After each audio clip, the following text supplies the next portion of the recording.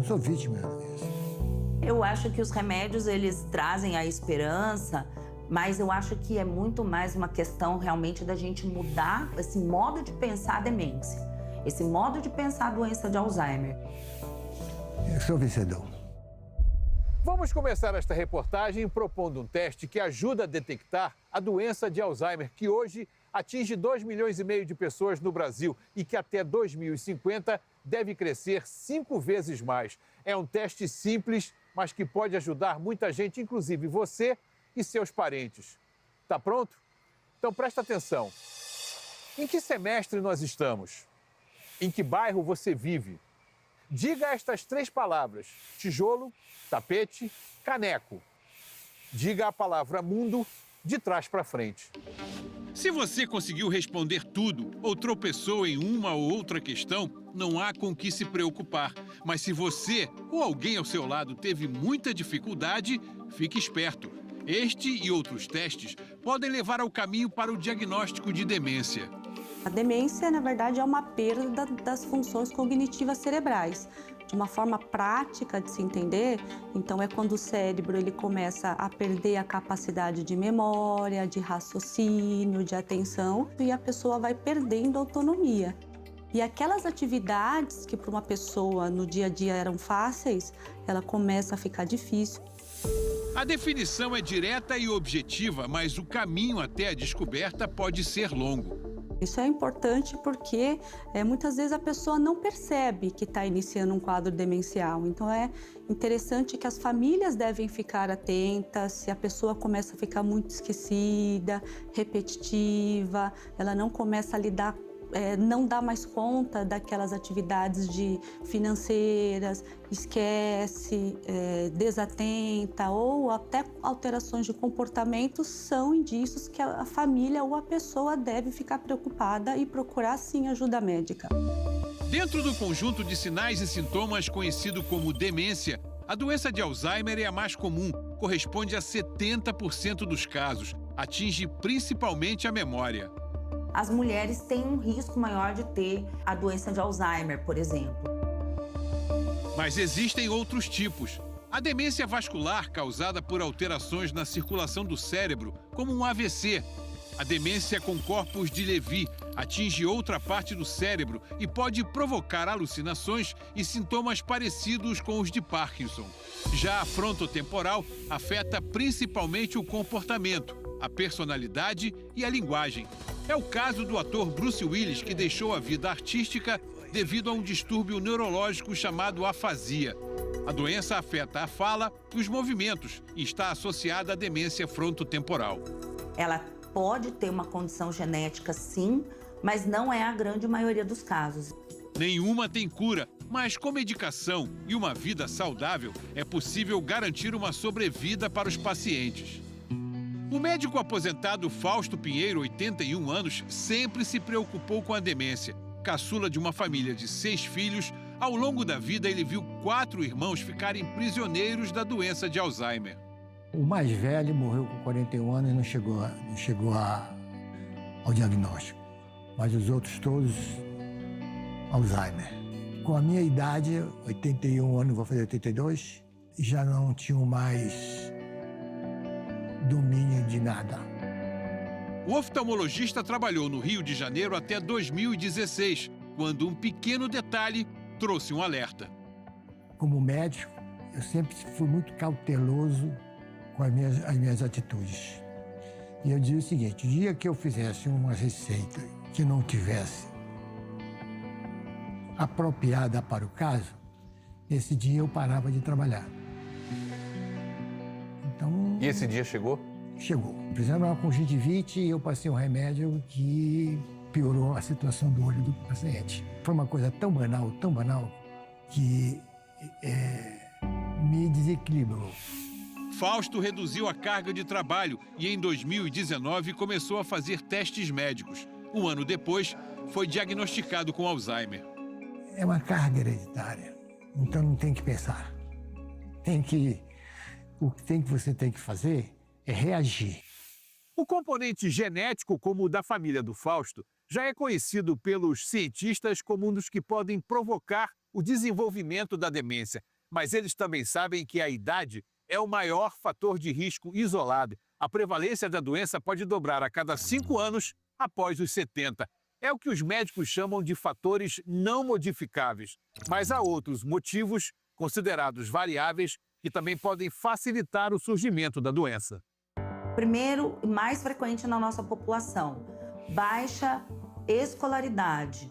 Mas tem gente que é muito escolarizado e ainda assim tem demência, mas aí tem os outros fatores.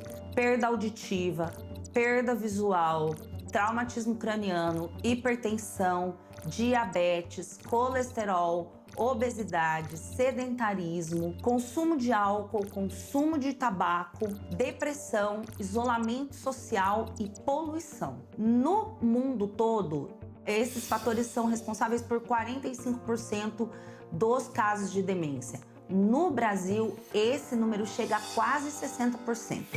No mesmo ano em que foi diagnosticado com Alzheimer, Fausto e a família se mudaram para Indaiatuba, no interior de São Paulo, com um dia a dia bem mais tranquilo. Como efeito de comparação, o Rio de Janeiro tem uma população 25 vezes maior do que a cidade paulista.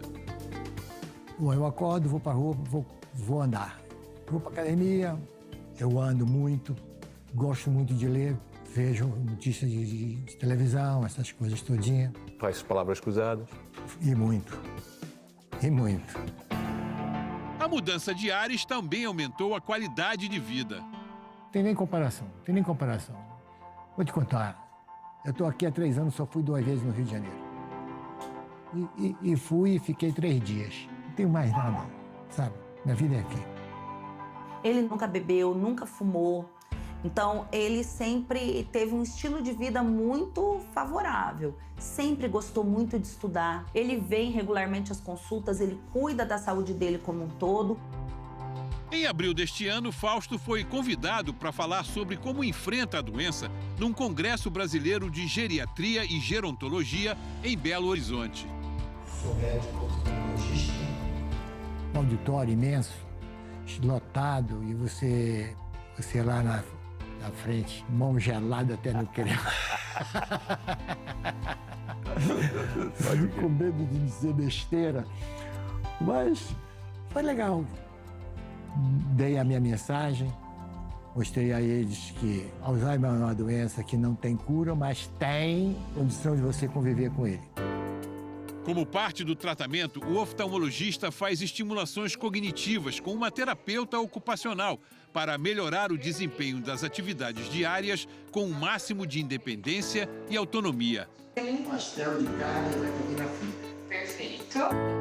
A doutora Selene prescreve os medicamentos. No Alzheimer, proteínas anormais se acumulam entre os neurônios, dificultando a comunicação entre eles e prejudicando o funcionamento do cérebro. A medicina tem tipos diferentes de tratamento medicamentoso. O tradicional, que alivia os sintomas e protege os neurônios, e o mais moderno, que ajuda a remover o acúmulo de proteínas tóxicas no cérebro.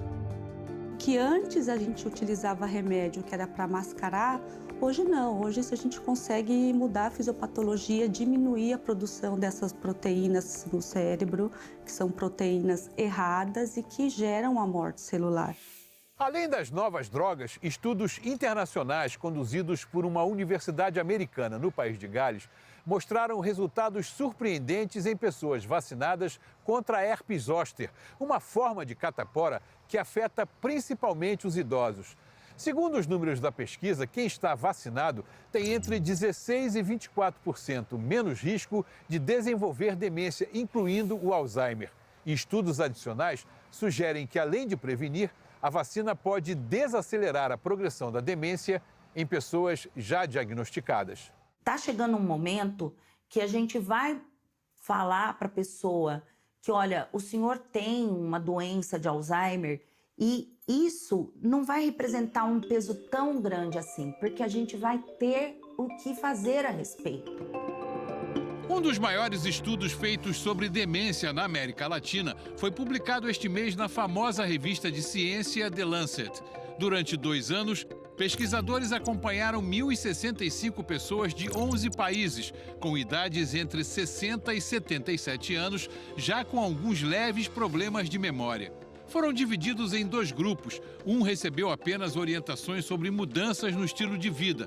O outro, além de orientações, teve que seguir rigidamente regras impostas pelos pesquisadores.